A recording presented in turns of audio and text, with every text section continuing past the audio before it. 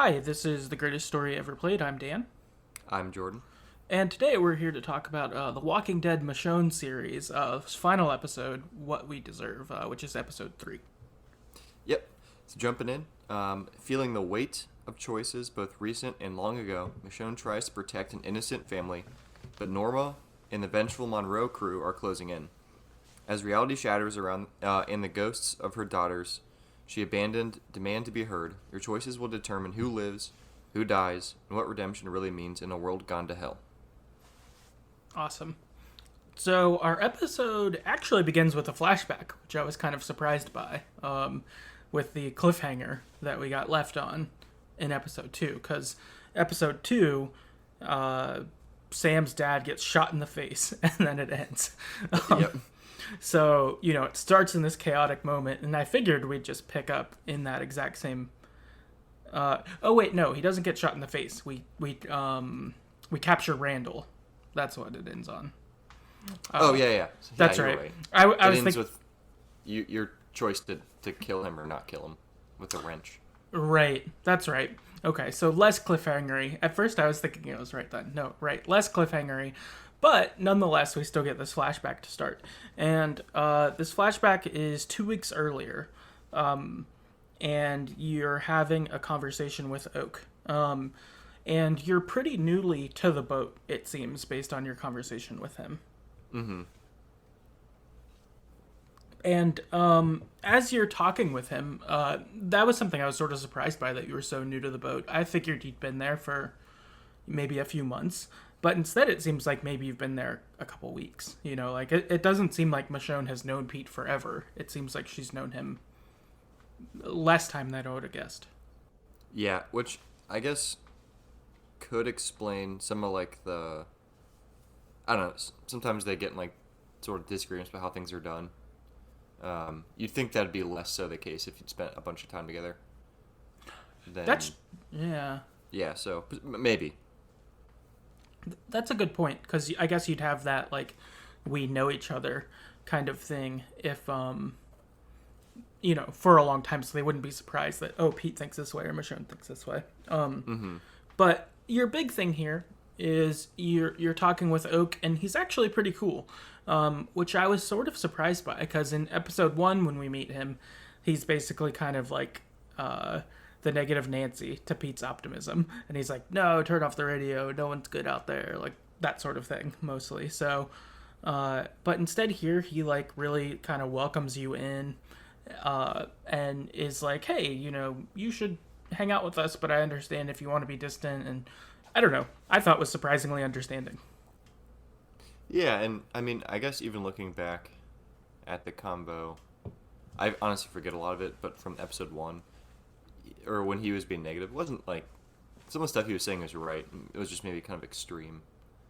An extreme version of I don't know, being disagreeable or something. But yeah. He wasn't awful. He wasn't mean necessarily. He was just people aren't good. Right. Yeah, that's true. I don't think he seemed like a bad person at all. He just more seemed his viewpoint, I think you're right, was right of people are bad kind of thing, but he was sort of grumpy about it too. He just seemed like a grumpy guy. And here you kind of saw some of that other side of, and got some backstory on him about a group he was in where a kid got murdered and they went after the people that killed the kid, and then all the people he went back with, including his brother, all died except him, but they got the bad guy sort of thing. So yeah, it gives you some context, gets you to know the crew a little more, which is important for what comes next. So, you pick back up in the present, and you are in front of Randall, where you were before, when the episode did end before, and Sam wakes up from her bullet wound. She recovers, and she comes in, and she sees Randall, and kicks him and is upset at Randall for everything he's done. In my case, this is zombie Randall. He's since reanimated after I killed him. Yeah. And mine, he was alive and just fucking normal Randall. Antagonistic, grumpy, mean. Okay, so still talking shit and all that. Yep. Okay.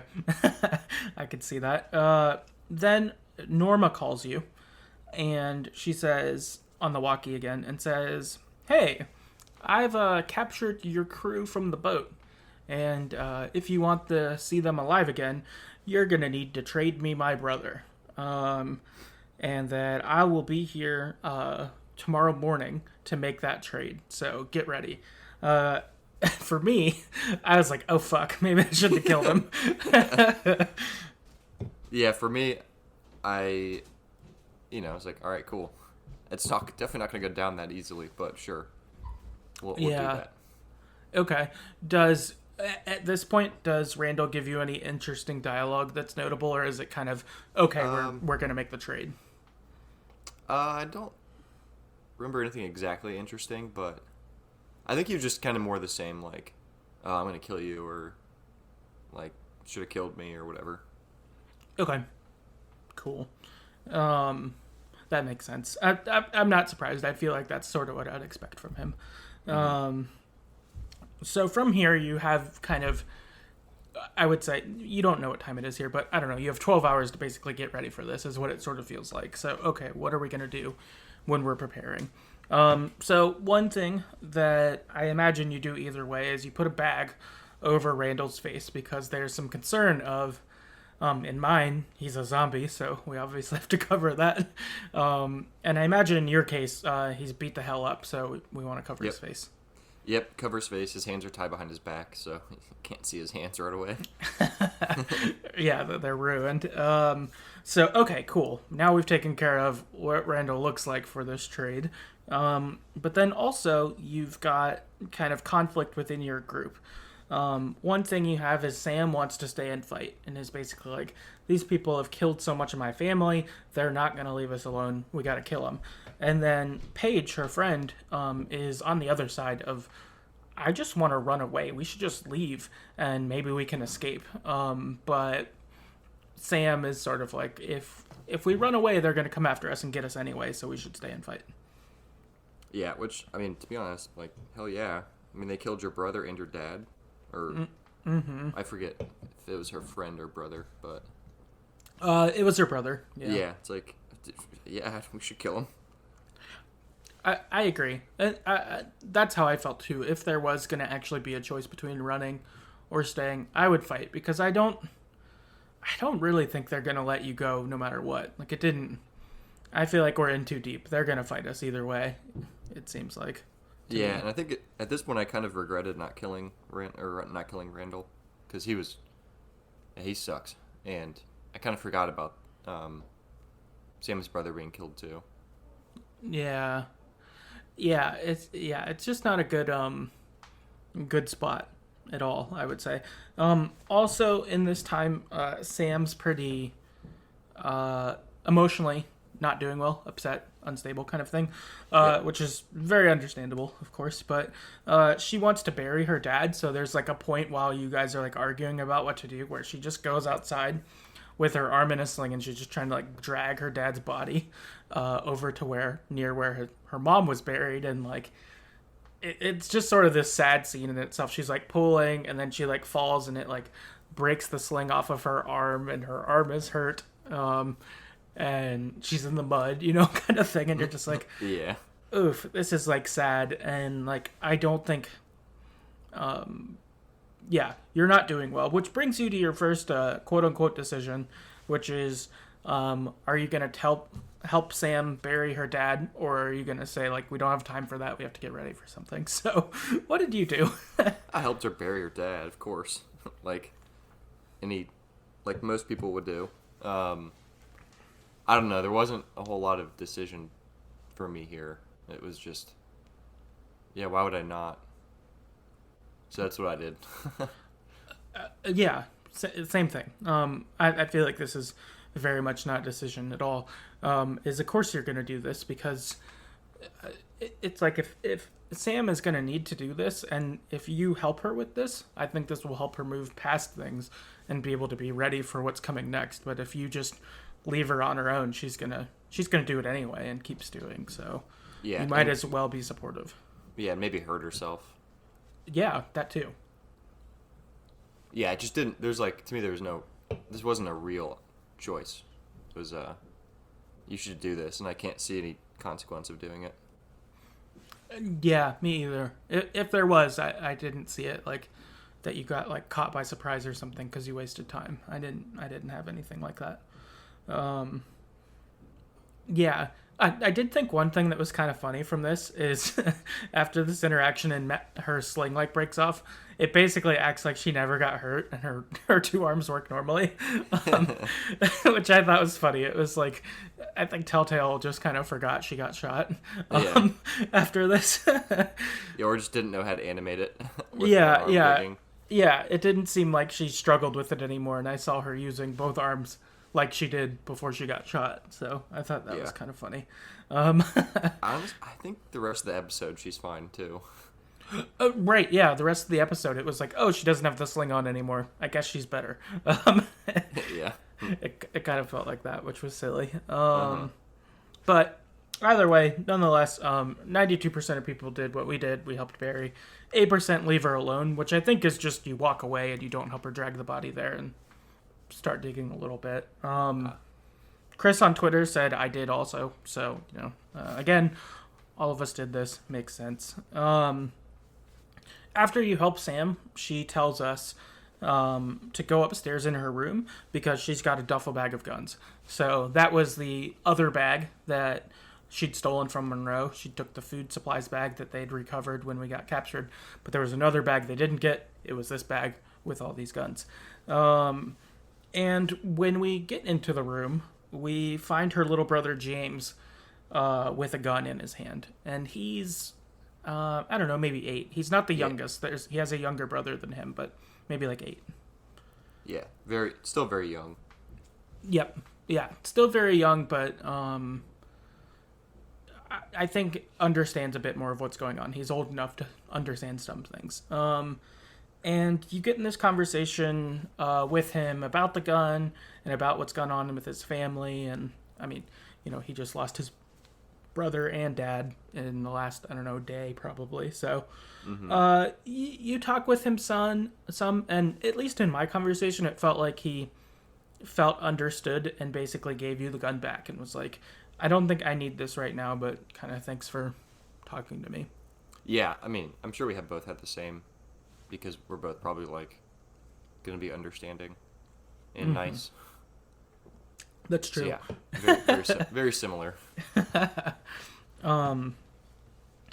Then from here, you finish this conversation up and you're like, okay, I'm going to go kind of distribute the guns around the house. And then you hear music going like a music box, and you end up finding Alex, who's the youngest brother, who's probably like, I don't know, 6 or 5 or something. Yeah, probably 5. Yeah, he's really young. And you find him hanging out in his fort, which is this really nice closet, actually. I was like, that would be really nice for him, actually. But it's like this pretty big closet. There's like a bunch of pillows and toys, and he has this music box that was his mom's there. And you start talking to him, and he's just so young and super scared. Basically, I think whenever anything has gone wrong, walkers have showed up, whatever, his dad and probably his mom when she was alive would just tell him to go into the closet and kind of wait it out, and they'd come get him. Yeah, he's probably never actually. I'm sure he's seen walkers, but probably not a ton. Yeah, I would think not. It seems like this house is pretty secluded and, with their gate and all of that, probably reasonably protected. Yeah, it seems pretty well set up. Yeah, I feel like this would be a pretty good base, actually, at least for a while. But, so you talk with him, and your next decision really comes up in this conversation. Yeah, so, like we said, he's real young, he's scared. He doesn't know yet that his dad got killed. So he's asking questions about, like, what happened, like, where's my dad, whatever. So, yeah, at this point, like Dan said, you have to essentially decide, do you want to tell him about his father getting killed, or do you kind of want to, like, I don't know, sugarcoat it, or just don't tell him anything? So, yeah, what did you do? I told him what happened. My main thought was he's gonna like find out anyway. Like it's not like whatever happens here, it's not gonna come on the other side, and it's gonna be like, okay, so now what happened? You know, it's like I just thought honesty was the best policy here. Yeah. And I tried to give the amount of detail you need, but not like one thing I think with like James, when I talked with James is the older brother, right? Yeah, James. Yeah, and then Alex is the younger one. And Alex is the younger. When I talked with James, I think there was a thing like, you don't have to worry about Randall, I killed him. But with Alex, I was more like, yeah, it was bad people, but, you know, I'll protect you. So I focused a bit more with Alex on the, like, I'm telling you the truth, but I'm not giving you all the details you don't need. James, though, had heard some of those things, and so I kind of tried to go the opposite way when I talked to him of, like, they were bad, but, you know, we're handling it. Yeah. Yeah, so I told Alex as well. I told him his father was dead. Now, honestly, I didn't really say much. I think I went the hug route after that. Mm-hmm. So he was just understandably sad and crying, so I just gave him a hug, and I think that's actually how the conversation ended. So yeah, he knew the most important detail. That's good. Yeah, it just felt like it would be. Yeah, I don't know. I never considered really lying to him. I was like, I think he just should know this. Yeah, definitely, I agree. So yeah, 79% of people did not tell Alex about his father, and then 21% of people did, which I'm honestly a little surprised by. I feel like generally people are honest, more so than not. I mean, I could see why you wouldn't want to be in this case, but yeah, like you said, he's gonna find out anyway. Might as well not lie to him. Right. The only thing I can think of is why you might lie is if you're like, would he like react like Sam and like be like cry a lot and be inconsolable, and maybe that would make things harder. Like, I guess I could see that as a reason to lie, but I don't know. I didn't think that way though. I was just like, yeah, just be honest. Yeah, same. It just generally seems like being honest is the best option in these games. And in life, I guess, too, but... That is true. I feel like whenever I lie in a game like these, I get caught for it. So I try not to lie now. Because I feel like later that episode, they're like, so we were looking for this. And you're like, crap. I shouldn't have done that. Yep. No, that's good. Cool. So you talk with Alex. After this, you go around and you go and find Pete. And you have this conversation with Pete where he feels like this whole situation is his fault. He can feel like, if I wouldn't have, tried to see better in people, we wouldn't have done this, and, we wouldn't have had all these bad things happen, the crew wouldn't have got captured, all of this stuff. And he's pretty negative in this. And so I don't know if your conversation went this way, but for me, I tried to affirm, like, Pete, you can still be you. Like, this doesn't sound like you. There is still good in people. It's good there are people like you. Like, I wouldn't have got rescued if it wasn't for someone like you. Like... yeah, that's the route I went to. Yeah. Again, just being encouraging where possible and not just lying or flattering. Right. Yeah, totally. But then also in that conversation, I was like, but we are going to have to fight these people. Like, I think that you don't want to go down the path that all people are bad, but I think for me at least, Pete had come around at this point. He was like, okay, I trust you. And I think understood, like, I can still be me, but, sometimes there are bad people and sometimes we will have to kill them.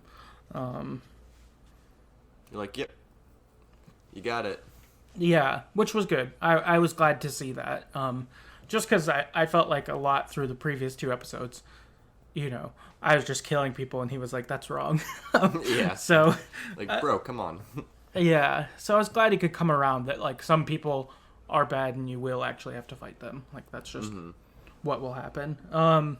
And you give them some ammo and then move on. So, good conversation with Pete. Then you go and talk with Paige. And I give her ammo and I try to, like, understand a little bit of why she wants to leave.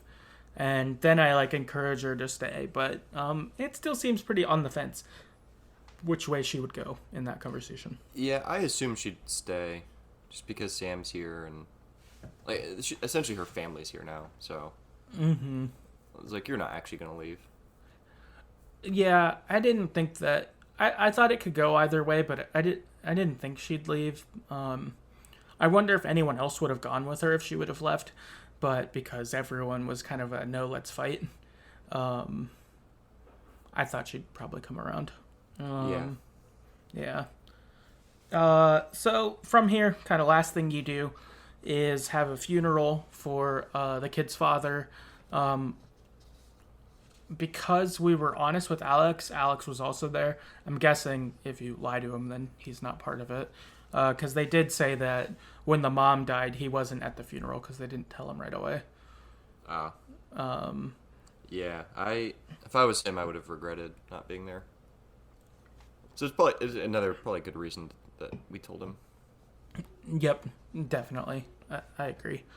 So, okay, you do that. Now, the time is approaching to trade. You hear Norma and the gang coming. So Paige comes down and she says, all right, I will stay.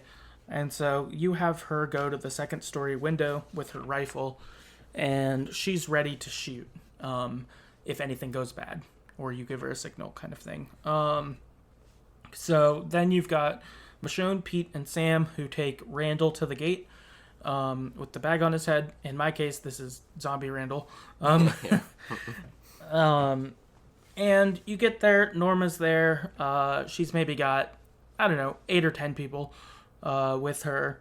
She's got 3 crew members of ours captured. So she's got Oak, Sadiq, and Berto.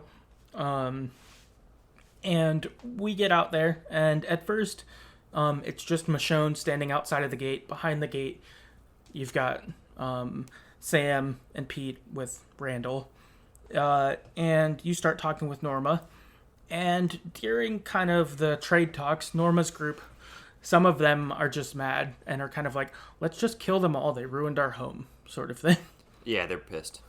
Yeah, so some of them are pissed. And kind of in the negotiation, you get into sort of a, okay, well, you give me one of my people, and then I'll show you Randall. And if you give me another one, then I'll give you Randall. You're sort of dancing back and forth. And in the dancing back and forth, Norma has Oak pulled forward, and it's like, I'm going to kill Oak if you don't show me Randall, because I got 2 more people to trade after that. Yeah, she's bad. Yeah, she is bad for sure. Also, I guess I'm going to just... Some of this will probably vary on what happened for you and what happened for people who played. So I'll describe a little bit of how mine went, and then we can kind of go from there as to other variants. So then with this, I bring Randall forward. But kind of in the commotion, they end up killing Berto, and I shoot Randall in the leg. So something weird happens, and they kill Berto because of what's gone on. And it was one of Norma's people acting out of line. But then the guy that we saved, that we didn't let Sam kill in episode 1, Jonas, he kills the Norma soldier who did that. Yep, that's what happens in mine. Okay, so he that one of Norma's people kind of goes off script, kills Berto, but then Jonas puts that person down, and so you're kind of like an oh shit situation, and it's tense, and you're like, what the fuck? And Norma's like, calm down, we can still do this. This doesn't have to be this way. And so I shot Randall in the leg and was like, all right, you guys want to act tough? Like, give me my fucking people, kind of thing.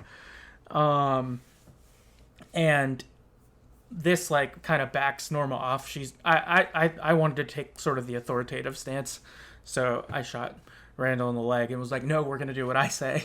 And then while Norma was like getting ready to kind of act tough, I told Paige to shoot Norma. So Paige shoots Norma in the shoulder, and then kind of like a shit show breaks out. And my people start shooting. Oak and Sadiq run for the door, to the gate. Sam pushes Randall out, who's a zombie, and then just like shoots him in front of Norma, and we head back inside. So That's awesome. it's kind of a crazy shit show. So all in all, mine technically amounted to I didn't hand Randall over to Norma, is what mine would be categorized as. So that's what happened for me. What happened for you? So I did overall. I handed Randall over. So yeah, I think all that's the same. I did not shoot Randall in the leg. I was like, let's just make the trade. So yeah, then you push Randall. So my Randall was still alive too. So I pushed him towards Norma. I think she took the bag off his head because I hadn't done that yet. So she was kind of pissed that he was kind of fucked up. And then she sends Sadiq and Oak over. So that part's, I get them still. And then once Norma cuts Randall's bindings off, he just runs straight for me. Oh. Yeah. And then he gets me on the ground, and Michonne ends up just killing him, shooting him in the head. And then Norma's pissed, which is like, dude, he did it. Like, it's like, what the hell? You're so unreasonable. Anyway, So yeah, then that's when it just chaos. Sadiq and Oak run through the gate. We all run back. Walkers are still coming. So a little less chaotic, but then it's chaotic, Okay. So, God, Randall, what an idiot. I know. Seriously. It's like, dude I had a gun in my hand and he was unarmed. Like, what do you expect? Oh my gosh. Okay. So at that point, even though Randall does that, Norma's seeing red and orders the attack. Okay. Yeah. She's like, kill them all. Okay. Cool. So I guess also actually, so people who handed Randall over, 62% of people did that like you. For me, 38% did not hand him over. And we got one listener who wrote in, Alyssa on Twitter, said, in a way I did, but she wasn't happy though. So it seems like she had zombie Randall and gave him back. Yeah, probably. Which is good. But chaos. Either way, we all end up in chaos after this situation.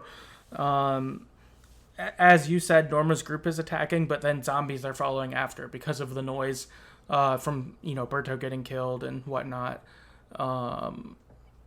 Yeah. Zombies are coming in kind of after Norma's people. Chaotic scene. People are fighting everywhere. You end up in sort of a boss fight with Norma, I would say. It's a Telltale game, so it's not a real boss fight, but you end up fighting her in kind of a longer scene. There's a part where she has your head getting held underwater. She's trying to drown you. But then you bite her hand, I think. Yep. And then push her into a crowd of walkers, and she starts getting bit. In mine, she I cut her arm off with a machete. Oh yeah, I did that too. That was sweet. Yeah, it was pretty brutal. You're like, you hit her arm with it, then it's stuck in the bone or whatever, and then you you tap X a bunch. You're just pushing it in farther. Yeah, then you just cut it off and then kick her into a group of 5 walkers, and she's just getting bit and stuff and freaking out. Yeah, that was intense because of pushing the machete through. You're like, go through that arm. Yeah, fuck her. Yeah. Yeah, and this is where the next decision is too, where so she's getting just obliterated by lots of walkers, and you have a gun. You can choose to shoot her, put her out of her misery, or just let nature run its course. So what did you do here? I left her. Yeah. I figured that I think she'd do the same, and absolutely. These people are bad. I was like, they just gotta go. Also in the fight with Norma, Jonas attempts to help you, but then gets killed by Norma. Oh yeah. I forgot about that, but that happens. He is getting ready to take her out to spare you, But Norma figures it out and kills him. So Yeah. bummer on him, for him, but cool that he tried. Yep. So I did the same thing. Hell no, I'm not gonna waste a bullet on her. That was one. I wouldn't waste the ammo. She's not worth it. And then two, I was like, you're pretty bad. I feel like you should go out the worst way possible. You would have done the same. Yeah, you're just bad. So you can die slowly. Yeah, I felt like the being bad, and also I was like, would this help us escape? You know, like if walkers are busy eating people, True. like, would I be able to run away? Because I figured that, you know, with the courtyard starting to be full of walkers, we're gonna have to leave anyway. So I was like, maybe this will help us leave. That was part of my thought too. Yeah, very true. I did not think about that, but that's a good point. After this, you do run inside the house, but Norma's people are seeing this to the end. I kind of thought that when Norma died, maybe it would be over, but it is not. And Norma's people start throwing Molotov cocktails into the house. Yeah, I'm very surprised that they chose to do this. I mean, I guess they chose to do it because you need what's going to happen next to happen, but, you know, throwing Molotov cocktails in to a house while you're in a courtyard of zombies surround you, like, they probably all died. I would assume. Yeah. Yeah. I mean, at that point, they're probably just like, well, I'm sure that was probably most people from Monroe that were like good at fighting, and now there's like 3 of them left. Yeah. Or something. You're like, your community's probably screwed anyway. So Yeah. they're probably just like, well, let's take these people out and see what happens. Yeah, that must be it. I would think I would just scatter at that point, but whatever. They don't. They throw Molotov cocktails in the house, and it catches fire while we're in it. This then is also, Michonne goes into another hallucination, and it's her trying to find her daughters, sort of mixed with hearing the boys who are trapped in Alex's fortress. And so you kind of go back and forth between these memories, or between these two scenes, I guess, of Michonne getting to her apartment that we've gone through a few times when her daughters went missing, and then this actual house that's on fire looking for the 2 boys, Alex and James. Yeah. And kind of in this scene, you do end up making your way to the boys. You find them. You're able to break open the door that's kind of got burning debris around it. And you get them out, and everyone starts escaping out of a second-story window to get off of the house. And you and Sam are kind of the last 2 there, and Michonne kind of continues to hallucinate. And in her hallucination, she sees her daughters, and it's the last time they say goodbye. And when they say goodbye, it's Michonne leaving the apartment. And it sounds like she had to go to work or something. That's my assumption, especially based on the clothes she was wearing. Mm-hmm. Like, it'd be a normal, like, you were just leaving for your work day. Like, you wouldn't think anything about it. Right. And the daughters are, like, begging Michonne to stay behind. And her husband is like, Michonne made her choice, girls, let her go. Like, blah, blah, blah, kind of thing. And in the conversation, it's basically like, yeah, but I have to go. And they're like, no, please stay with us. And it's kind of this back and forth. And it leaves you with your, like, final choice, which is in this. And you kind of cut to the present, I think, as this decision goes on. Some. And so because Sam is saying, we've got to go to you.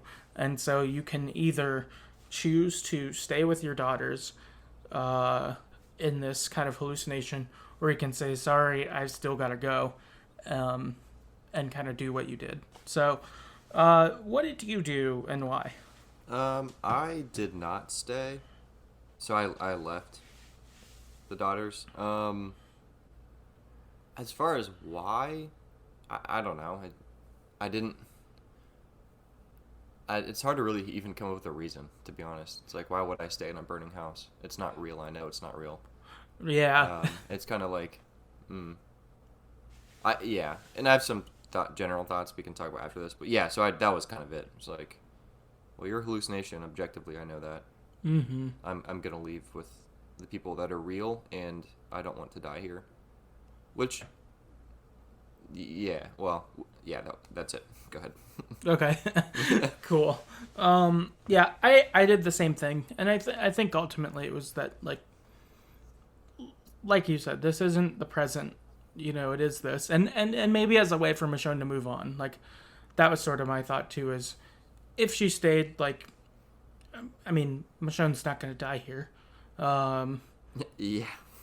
like you brought up in the first episode we did, so it's like maybe Sam would get hurt getting us out though, or something. And yeah. So I actually looked up what happens if you don't do this, and Sam just dies because she pushes you out the window, and then the house she gets killed by.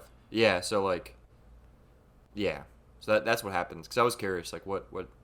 Yeah, I know I can't die because Michonne's still alive, right now, and it's way later. So yeah,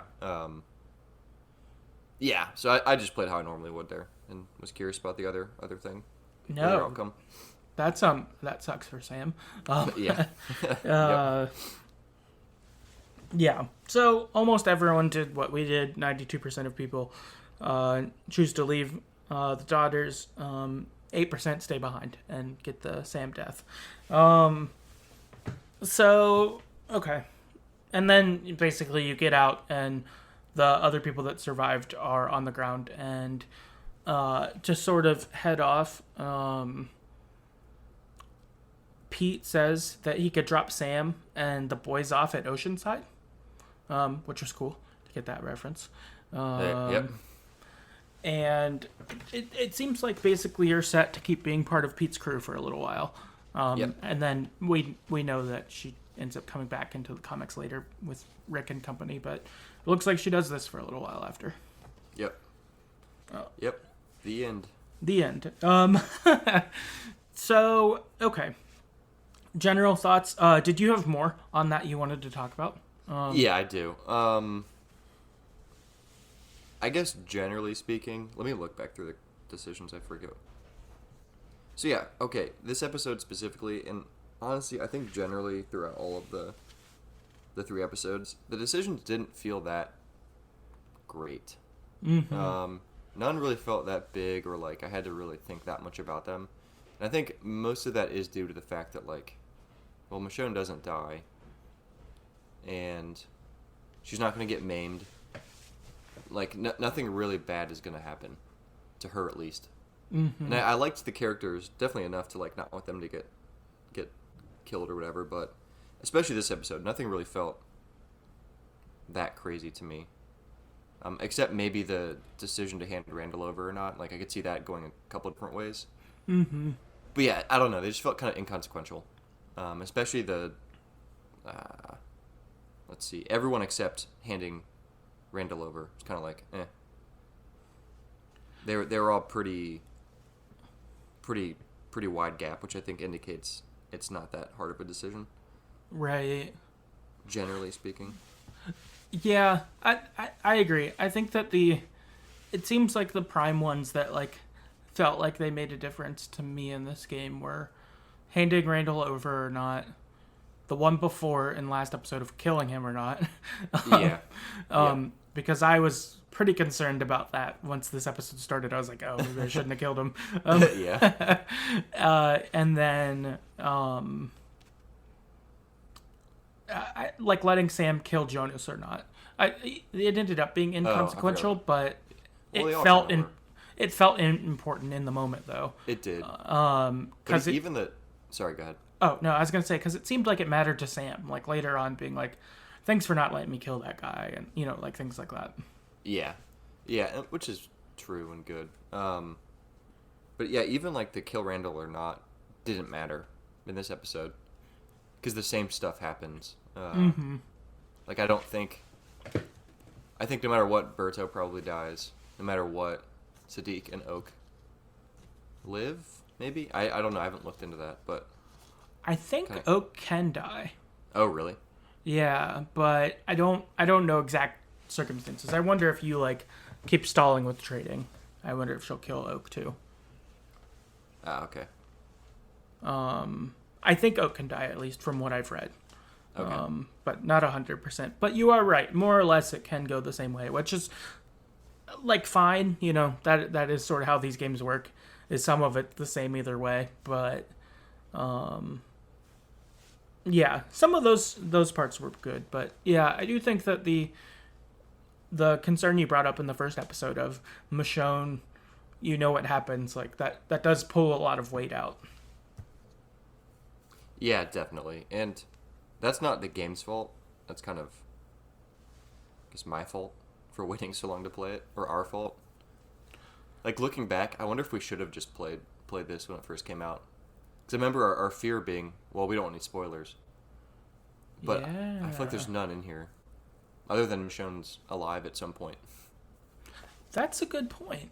I hadn't really thought of that, but if we had played this right when it came out, we could have been like, what if Michonne dies? But because we were like, she's not gonna die.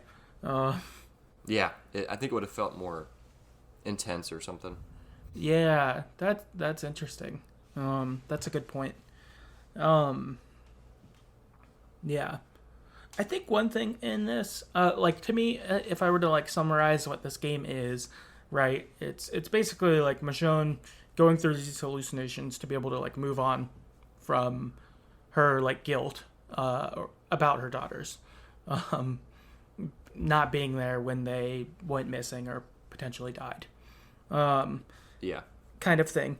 And I feel undecided on if the hallucination stuff got used too much or not. Like, the only time I felt like, oh, come on, was at the end of the game when you went into the house and then it happened. I was like, fuck, really? Like, something's happening here.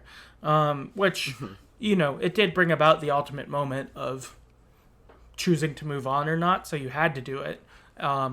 But in that moment when I felt, oh, fuck, this is happening again, it was like, okay, it's gone too far.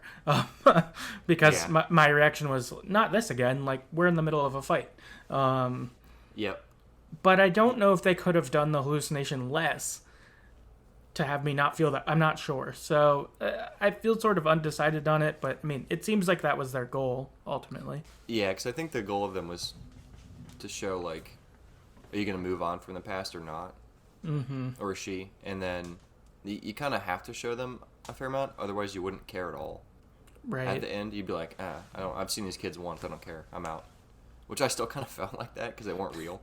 But I think I got what they were trying to do with it. So I think them doing that, it needed, 3-4 meaningful interactions with the hallucinations. Yeah. No, for sure. Yeah. My other thing I have is, I guess, all in all, like, I'm glad we played this game. It's good to kind of close the book on all the Telltale Walking Dead stuff now. I'm glad about that. I do think overall this is probably my least favorite of the Telltale Walking Dead games, but it's like a solid game overall. I think it's decent. I think that I liked some of the characters like we talked about last time. I liked how some of these went. Like this trade-off, I felt tense about it because I'd killed him already. And he was a zombie. So I think there were some cool things in that. But I think if Telltale Walking Dead games ever come back, I know that Telltale like went under and came back, and now Walking Dead's back with Skybound or whatever. But I still think it's possible a Telltale Walking Dead style game could happen again. And I think if one does happen again, I think it's got to be brand new characters. I think this one showed that you can't do like a comic character and fill in some time we don't know about because it really hurts the stakes of it. And Clementine's story's over, so I don't really want to go back there. And I think if you picked up any character from Clementine's story, it would suffer from the same thing the Michonne one did, because you'd know it would remove the stakes kind of thing. So Yeah, unless it was later, like AJ, much later. But I do like the idea of them, if they're gonna do something, doing something totally different. Yep. because those were like the Clementine games. Just the original content is great. Mm-hmm. I think the best. Yeah, and I agree. Definitely the best.